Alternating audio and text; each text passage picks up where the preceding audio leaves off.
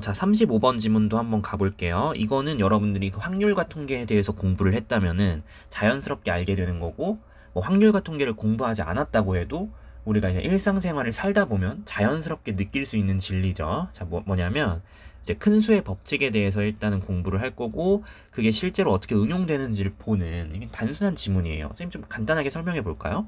자, 예를 들어 동전 한 개를 던졌다고 쳐봅시다. 앞면일까요? 뒷면일까요? 모르죠. 앞면 나왔다고 칩시다. 두 번째 던졌어. 앞면.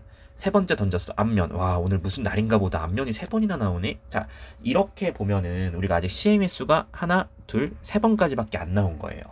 그러면은 지금까지만 보면 앞면이 나올 확률이 몇 퍼죠? 100퍼죠.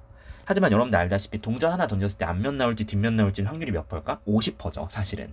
근데 그거는 이렇게 시행 횟수가 3개밖에 되게 작을 때는 모르는 거야. 작을 때는 운이 어떻게 될지 모르잖아. 앞이 나올 수도 있는 거야. 하지만 시행 횟수를 100개로 늘렸다고 쳐봅시다. 시행 횟수를 1000번 했다고 쳐봐. 시행 횟수를 1000만 번 했다고 쳐봅시다. 그러면 실제 확률인 50%에 뭐 할까? 근접하겠죠. 네, 이게 바로 큰 수의 법칙입니다. 시행 횟수가 많아질수록 실제 확률에 근접한다라는 개념이죠. 여러분들 직관적으로 알고 있는 개념이고 확률과 통계에서는 아주 중요한 개념입니다. 한번 읽어볼게요. 일단 스태티스틱스가 통계학이고, 통계학에서 이 큰 수의 법칙은 뭐를 설명해 줄까? 상황을 설명해 주겠죠? 어떤 상황? 더 많은 데이터를 가지고 있는 것이 더 좋다. 뭐 예측을 하는 데 있어서. 자, 이 말도 무슨 소리냐?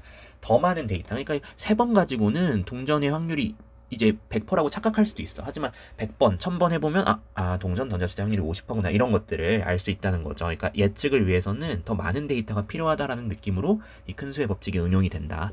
그래서 이 큰 수의 법칙에 따르면 여기 더 모어 더 클로저 구조 나왔죠? 이게 오픈 자주죠. 실험이 수행되는데 자주 수행될수록 더 클로저 근접한다. 이 그 결과의 평균이 예상되어지는데 매치할 거라고 예상되어진다. 더 가깝게 뭐와? 이 세상의 실제 상태와 더 가까워진다. 아까 쌤이 설명했죠? 시행 횟수가 많아질수록 실제 확률에 근접한다라고 얘기했죠. 자, 예를 들어서 너가 처음으로 만났어. 뭐를? 룰렛 게임을 해봤어. 처음으로 엔카운터가 마주침입니다. 그랬을 때 you may have beginner luck. 초심자의 행운을 가질 수도 있어.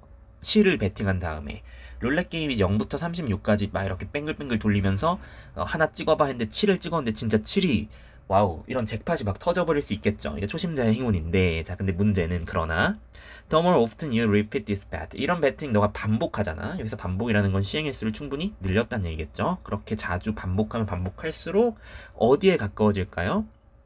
상대적인 빈도수, 승리와 패배, 그러니까 딸 때와 잃을 때의 그 상대적인 빈도수가 뭐라고 예상되어질까?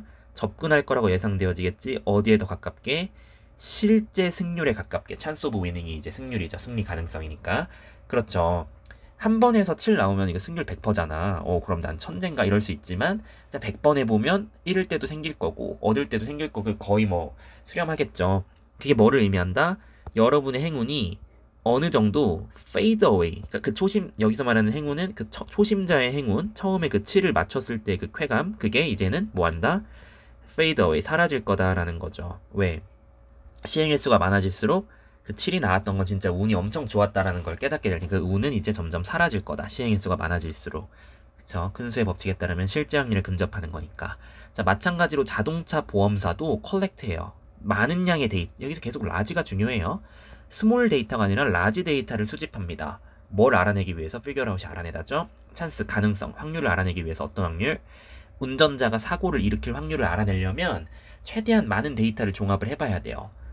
나이, 지역, 이 사람이 자동차 브랜드를 뭐를 타는지, 뭐 슈퍼카를 타는지, 뭐 이런 것들도 다 조사를 해봐야 된다는 거죠. 그럼 그 데이터 속에서 대충 나올 거 아니야. 슈퍼카 타는 사람들은 한 40% 확률로 일으키더라. 일반적인 경차를 타는 사람들은 20% 확률, 뭐 이런 식의 데이터가 최대한 많이 뽑아내야 돼. 그렇게 하면 이 실제 확률을 이해를 하면은, 이 실제 확률인 게 뭐죠? 시행 횟수가 충분히 많았을 때 그 확률을 얘기하겠죠. 그러니까 이런 것들에 대한 데이터를 확보가 된 상태라면은 보험사가 이제 보험 계약을 할 때 좀 더 유리하게 접근할 수 있다라는 거지. 자, 그래서 이제 마지막 줄 가니까 카지노 보험 얘기를 다시 종합해 줍니다. 카지노와 보험 산업 모두 뭐에 의존한다? 큰 수의 법칙에 의존한다. 뭐를 밸런스 맞추기 위해서? 그 개별적 손실을 밸런스 맞추기, 이게 되게 중요한 얘기인데요. 이해를 잘해야 됩니다. 여기를. 자, 개별 손실을 균형 맞춘다는 건 뭐냐? 예를 들어서 이제 보험사 입장에 생각해 볼게요.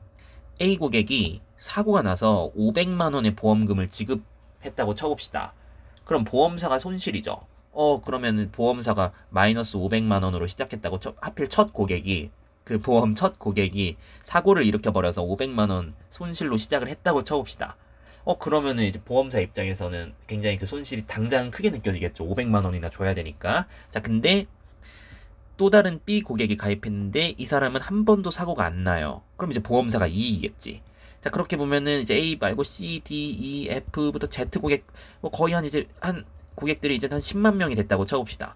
그렇게 되면 그렇게 수많은 고객, 즉 시행의 수가 많아지면 이 손실과 이익이 대충 얼추 균형을 이루지 않을까요? 그리고 오히려 보험사에게 이익이 될 수도 있지 않을까? 그렇게 가다 보면은 그렇죠? 보험사들도 다 그렇게 머리를 쓰니까.